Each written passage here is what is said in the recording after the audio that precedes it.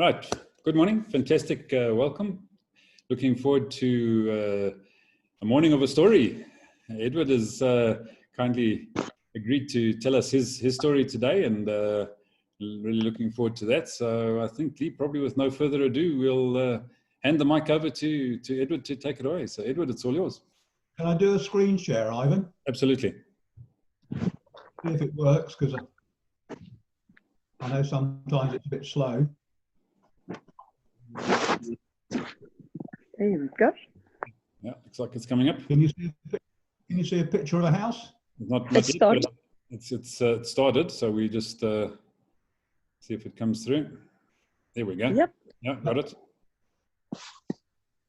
Okay, well, I'll fire away if you can see and hear all right. Life started me on the 26th of June 1954 in the back bedroom of my grandfather's terraced house in Cambridge. My father was away on a tour with the Royal Navy, so my mum was staying with my grandfather. And I spent the first 3 months quite happy in the bottom drawer of a chest of drawers. In those days, they were often used as makeshift cribs. And we used to move around every 3 years. And I don't remember much about that because my father would get a new posting in the Navy and then we'd move. And I'd generally arrive mid-term, not really make much friends because friendship groups had already formed. And after a while, I learned there was not a lot of point in making friends because I'd be moving on. And I think that's why I don't have a very good childhood memories. I can't remember much from my childhood. But what was interesting about when Kevin was talking, and Lee mentioned it as well, their fathers had delivered Coca-Cola. And I do remember a memory from Singapore. When I was about 8, we'd go to a swimming pool. We would then have a Coke as a big treat. And I can remember the sound of the Coke bottle being opened, the ice chinking, the taste. And even today, I still remember Singapore when I have a Coca-Cola. Oh, I've gone too far. And another memory is from when I was about 12. I started at a school in Scotland and made the mistake of coming top in a series of tests. And another boy until that point has always come top, and no one liked that an incomer from England had knocked him off the top spot. So I learnt not to stand out, and I kept a low profile to avoid any unpleasantness. And after a little while, my father left the Navy and we moved back to England, and the family moved in with my grandfather in Cambridge again. And when you're about at the end of primary school, we sit an exam called the 11 plus. If you pass it, you go to a grammar school, and if you fail it, you go to a secondary school that's less academic. Well, I never sat the 11 plus as I was in Scotland at the right time, and they've got a different education system. But it was decided I would go to a grammar school. But my sister, who's 2 years older than me, had passed her 11 plus in Singapore. However, it was decided that she would go to a secondary school. And I'm just going to skip forward 30 years here, then come back. I haven't got a university degree, but my sister has.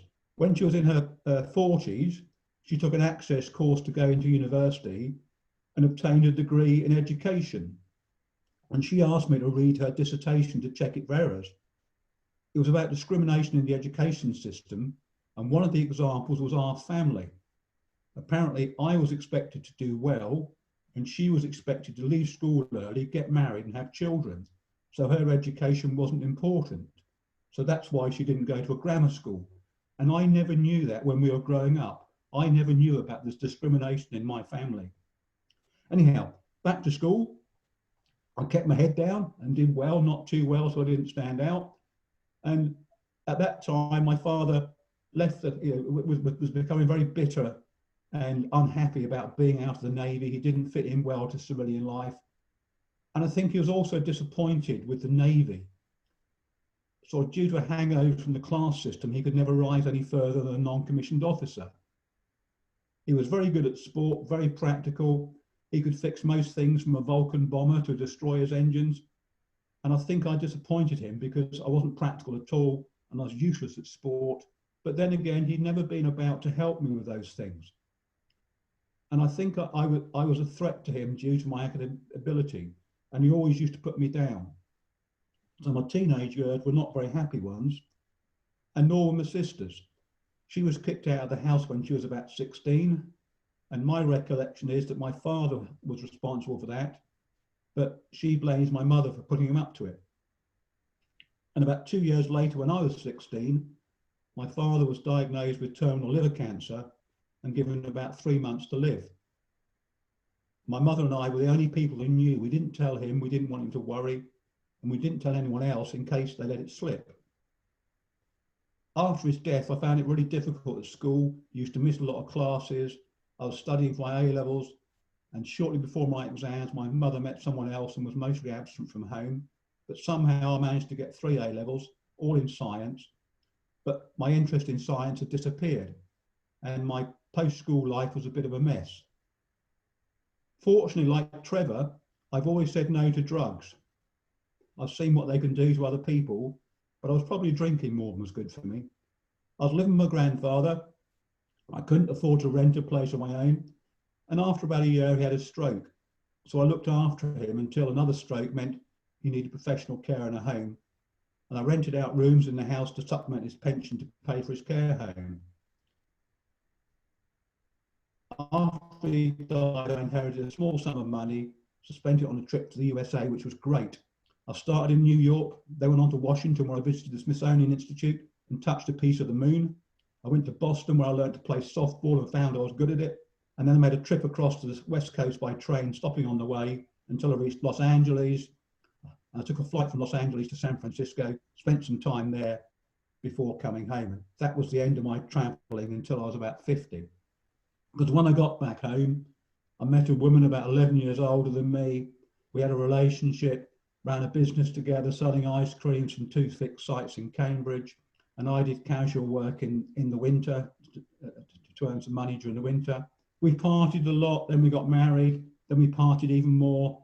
And after about a year, I realized she was an alcoholic and the relationship was pretty toxic.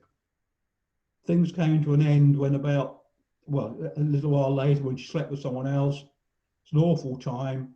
And in the end, I walked out with a few clothes, £50 in my pocket and her golf umbrella because it was raining. And I never returned that umbrella. Got a job in a bar, really great way to stay sober, being the other side of the bar. And then after a while, I met the love of my life, Vanessa. I decided I needed a proper career, so I trained as a chartered accountant. When I was about 18 and an angry young man, my idea of hell was an office job, being married with 2 children, driving a Volvo and having a Labrador. When I had an office job and was married with 2 children, driving a Volvo and had a Springer Spaniel, I was blissfully happy. And I don't think it was the breed of dog that made the difference. I loved being an accountant and I loved being a family man. There's the dog Pippa, and that's my eldest Holly. And then little Charlotte came along as well. And it was domestic bliss and the ironing board. And then we moved from London to London for my accountancy job, but my wife really couldn't cope with living in London, so we moved out to the coast of Sussex, and both my children were born in Sussex. And when I was 40, I was fat and unfit, and my doctor said, if you want to see your daughter grow up, I only had Holly then, you need to get some exercise. And that was the start of my my running career, the start of the road to Comrades, which had a massive effect on my life, but that's another story for later on. And then on to the Kalahari. And that's when I started to change from Edward, the formal office person, to Ed, the ultra runner and the laid back outside person. Unfortunately, my wife had a fear of flying and never came on those trips. And the deal we came up with was that she would have horses and I could go on foreign trips. And horses played a big part in my children's lives as they were growing up. And in 2006, when Holly was 15 and Charlotte was 10, I took them to Cape Town, and then we went on to a game reserve, the Madakri Game Reserve. I love that photograph of my two children because it completely shows their different personalities. And I also love cable mounting in the background with the clouds over it. But growing up, we used to go, when children were growing up, quite young, we used to go to Cornwall every year on holiday, although we couldn't go the year Charlotte was born due to complications with the pregnancy. And we loved it down there and thought it'd be really good for the children to grow up there. So we moved before the children started school. I didn't want my children to change schools. And I worked in London. There was no money to be had in Cornwall, so I rented a flat there, worked long 4-day weeks, and then I could have a 3-day weekend and see more of the children, get involved in their life at school, either on a Monday or a Friday. And that worked really well, but I think it was the start of the end of my marriage. The last accountancy firm I was with was involved with the not-for-profit sector, particularly trade unions and charities. And our senior partner decided it'd be a good idea if we provided financial advice to a new charity where the chair was very influential in the trade union movement. I was volunteered to do that as I was the youngest partner in the firm. And that charity campaigned for equal rights, particularly in the developing world, as a way of alleviating poverty. And I'd found a place where I felt at home, where I fitted in, where I made a difference.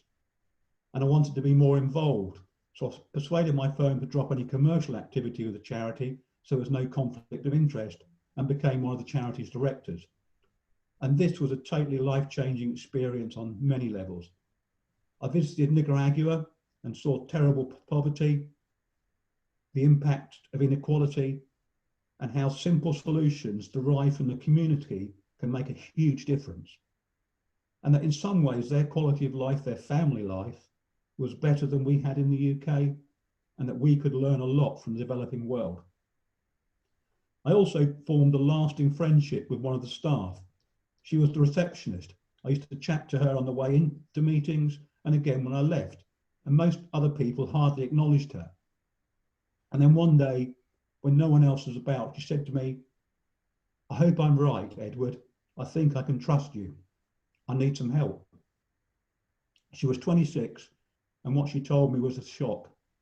She was an illegal immigrant. She'd come over to the UK from Jamaica when she was 9 with her aunt, and her status was never regularised. She'd always worked since leaving school at 16, including, ironically, a spell with the UK Immigration Service. But she'd never been on holiday with her mates because she didn't have a passport. So no trips to Spain, no trips to Greece. She told them she was afraid of flying to cover up what the real reason was. And at that time, regulations were introduced to make employers check new employees had the right to work in this country. So she was worried what would happen if she lost a job, and she lived in fear of being deported to a country she didn't remember. So I checked out how the situation would be sorted out, and it wasn't easy. First, we got her a Jamaican passport, but she still couldn't travel because they couldn't get back into the country. Then she got indefinite leave to remain, which was an absolute palaver and took ages to get. And then eventually she was allowed to apply for British citizenship. I was appalled about how my country, now hers, treated her. And unfortunately, this happens a lot to people. It's so wrong. But it was an amazing feeling I had when I received a postcard from her on her first foreign holiday. And she also provides me with a funny story I tell sometimes. I'd been to visit her in North London. We went to a local pub and met up with some of her friends. As it was getting late and I needed to get back to South London, I got up to leave to go to the station. And she said, "I'll walk you to the station." And I said, "It's okay, you stay here with your friends." And she insisted, "No, I'll walk you to the station." "Look around, Edward. If you see any white people, you probably won't make it to the station without me." It was a pretty rough area of London. So I had a 5'1¼ that's about 1 metre 55 centimetres, woman as a bodyguard, not very good for the male ego. As an angry young man, I wanted to change the world and had achieved nothing. Now I knew I'd changed things for at least one person. Everyone should be able to be free to travel and to not live in fear. And I think that's when I started to feel dissatisfied with corporate life. So I left London, I went into partnership with another runner, also a comrades runner, and we sold stuff to running and outdoor shops. On the way back from one of my sales trips, my life fell apart. I stopped at a service station to get a coffee, checked my emails, and there was one from my wife saying my marriage was over. We'd been married for 28 years by then. I phoned her and she said the same thing, refusing to say why. And she's never told me why. My oldest daughter was at university, so I went to see her on the way home, had a good cry. My wife wanted me to move out straight away, and I was going to, but I decided to stay there until the house was sold, so I keep seeing my younger daughter, who had assumed to stay with her mother. And after a couple of weeks, Charlotte said, "Dad, I can't stand it. We need to move out." So Charlotte and I found a house to rent. I was paying rent and mortgage on the house. It took a long time to sell the house. We'd bought at the peak of the housing market and sold at a bad time. So once again, I walked away from my marriage with little money. It didn't matter. I had something a lot better, the love of my daughters. That email was 8 years ago, and I'm still not over it. Putting Charlotte's needs first helped me to cope at the time, and for a while I had 2 stroppy teenagers in the house. One of her friends ran away from home at age 16, the same age as my sister had been kicked out. So I said she could come and stay with us, provided she let me tell her parents where she was. And that was an interesting time, because when stroppy teenager met up with time of the month, things were very challenging in our tiny little house. Fortunately, it wasn't long before we got things sorted out and she went back home. So once Charlotte finished and left home and was settled, I went wandering. First of all, I went wild camping in Scotland in that little tent. Then I lived on Dartmoor for a year in the tent. I spent a spell on a tatty boat. And then I had a winter in a remote mill in Spain. But now I've been back in a house for a few years, kind of pursuing the life of a writer and occasionally a wanderer. So this has allowed me to be involved with a children's charity that provides respite breaks for disadvantaged children between 8 and 15 years old. They might be young carers, recently bereaved, being abused, being bullied, being neglected, and they're all referred to the organisation by childcare professionals. And we don't know anything about the children's backgrounds or the problems. The full-time staff do. Sometimes the children tell you things and you know what tough stuff they're dealing with. But to me, they're just children who deserve to have some fun. They're encouraged to do all sorts of activities, from surfing to rock climbing, as well as some indoor stuff.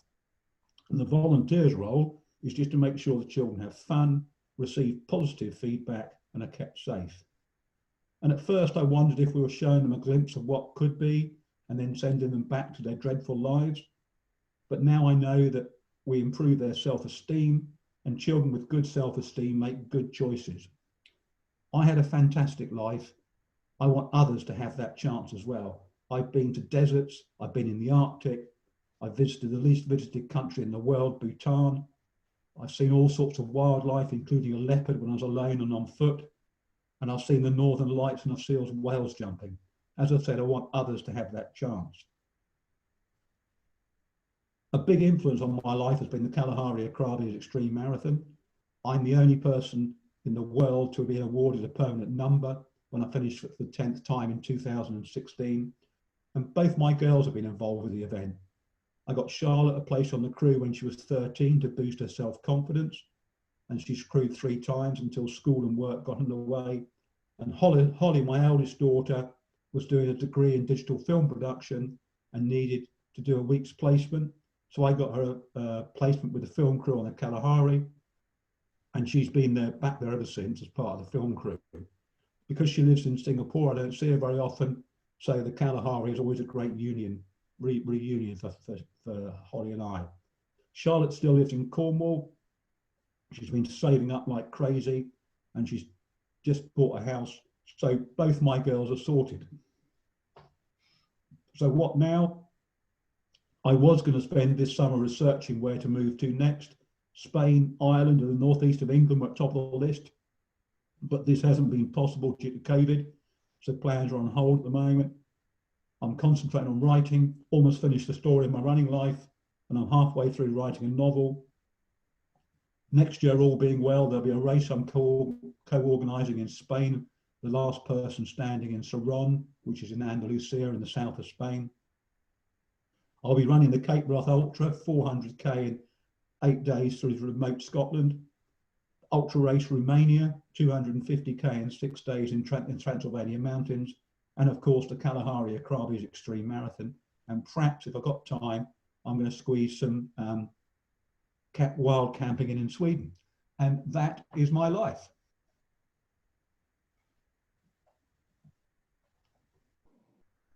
Wow, what can I say? Amazing stories, Edward. Fantastic, and I'm sure those books, when they come out, are going to be wonderful and go into a lot more detail. But yeah, absolutely blown away by the way you've taken your life despite all the things you had to go through in the process, and to be able to make the statement that you've had a fantastic life.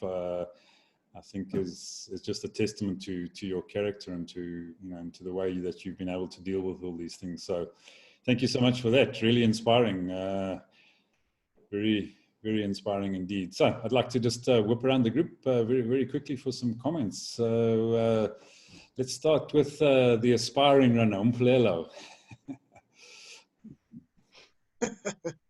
Morning, everyone. Yeah, Edward, look, I'm listening to you and I'm thinking I still have a lot of living to do. Yeah, you've squeezed so much in your life. and I feel like I still have a lot of life, so there's much more I can squeeze in as well. But just from your story, two things that for me obviously will resonate a lot: your relationship and your story with your father, but the father that you've also become to your daughters. That for me is just outside this world.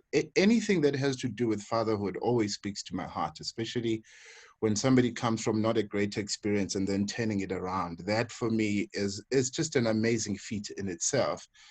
But the second one is just how much you've been able to, without even as much as you've had challenges, you still went on to fill your life with so much more experience, with so many more things to do that sort of seem to be on the same par, if not more than the terrible experiences that you've gone through. That for me is just an amazing feat. So yes, thank you, Edward. I have a lot to do now, Yeah, you've got to start training for that, comrades. Interesting about the father thing, I decided to raise my girls completely opposite to how my father raised me. And then one day when Holly was about 10, I said something to her and I thought I sound just like my father. So it was really difficult to change.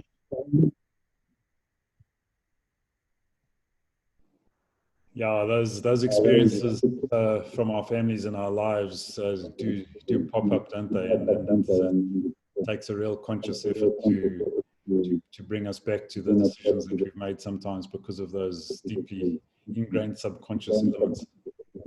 Donovan, let's pop across to you. Thanks, Ivan. Thanks, Edward, for sharing our story. Donovan, you're very soft again this morning. Okay, gonna speak a bit louder. Yes. Okay. Yeah, two things, Edward. Your running career, I'm also impressed by it. When I was a student, I used to jog up and down the side of Devil's Peak, and I unfortunately injured my knee, so that prevented me from taking up running seriously as a career. And then also on the charity side, I'm also impressed, by the work that you do, especially for children, giving them hope and, helping them realize their dreams. That's also one of the things I'm looking forward to. Thank you. Thanks, Donovan. Cecile, let's get across to you.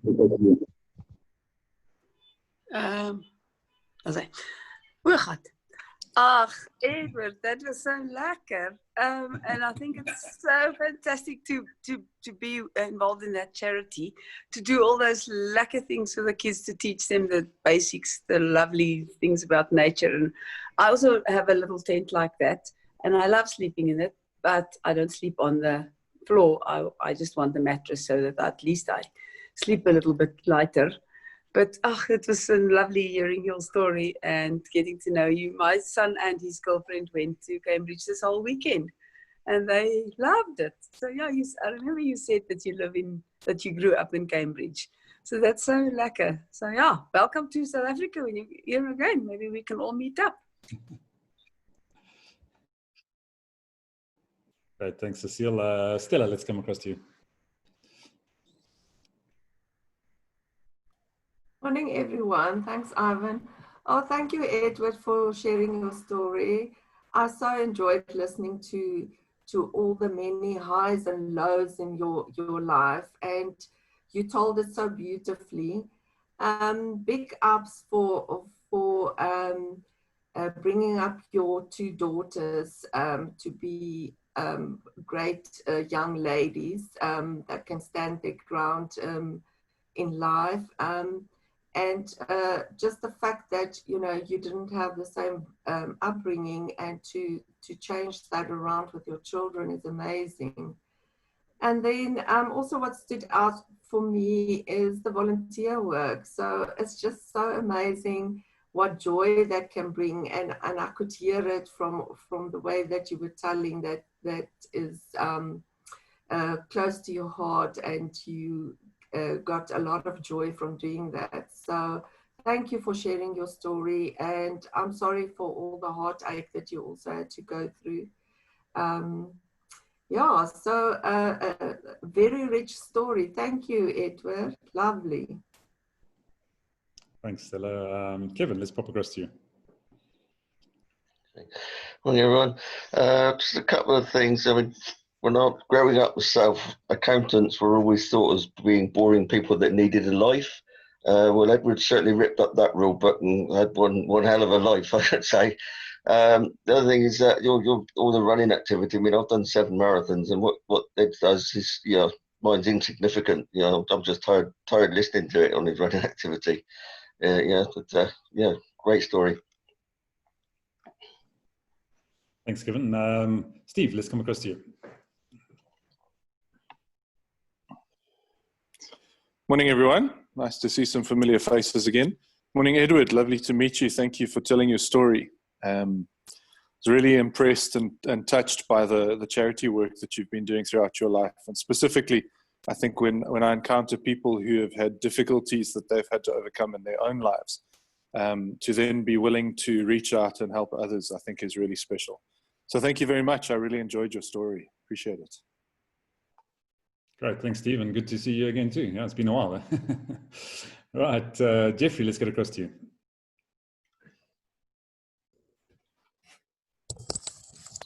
Morning, guys. Morning. Yes, my word. Full life, mate. Yes. And also, yeah, I've never been a dad, so I can't completely relate. I do have 2 little nieces that I love dearly. So, yeah, it's nice when you hear somebody that's ultimately taken the bull by the horns and ultimately not sort of whittled away in fear. I mean, a lot of the things that have happened to you and all the different relationships that have happened to you, and you've then literally come out and found somebody else, and then carried on your life again. So, yeah, congrats. That was magic. Nice story. Thanks, man. Thanks, Jeffrey. Jesper, let's come to you.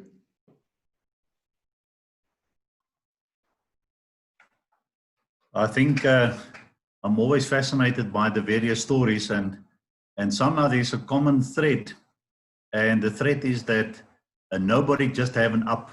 We have ups and downs, but nobody just have downs. We have ups as well, and it's somehow how we then respond to the things thrown at us and the choices we make that eventually define us. So I think, what stood out for me is a very interesting story of a family that basically was very steep in the marine kind of background, and where Edward even started himself there and then got disillusioned and disappointed, and how he reinvented himself from there, to barman to CA, and then to runner and to all these other things. So and obviously the kids come into it strongly, and the travel.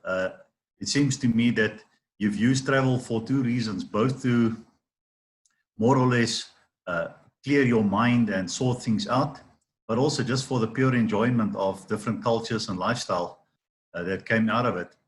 But if I have a question for you, Edward, it would be almost to say, you have such a call it a rich life, and if you have to almost, if you have to introduce yourself to someone today, what stands out for you if you have to define yourself?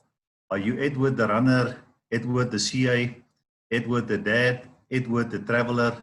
So I think it will be interesting to hear your response to that. Actually, I introduce myself now as a writer and a runner, and sometimes I do both, because the last time at the Kalahari I was asked to write the daily reports as well as run the race. So yeah, that's me, a writer and a runner, and sometimes I do both. Thanks. Great, thanks. Nazipa, let's get across to you. Hi, thank you. Thanks, Evan. Hello, everyone. Thank you for your story, Edward.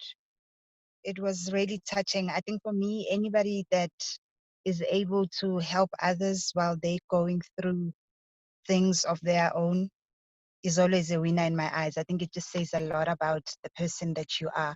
My favorite part of the story is when you say, my girls are sorted now. Now it's what I do next, because that's more like saying that mission has been accomplished. And I think it's probably one of the best roles that you've played.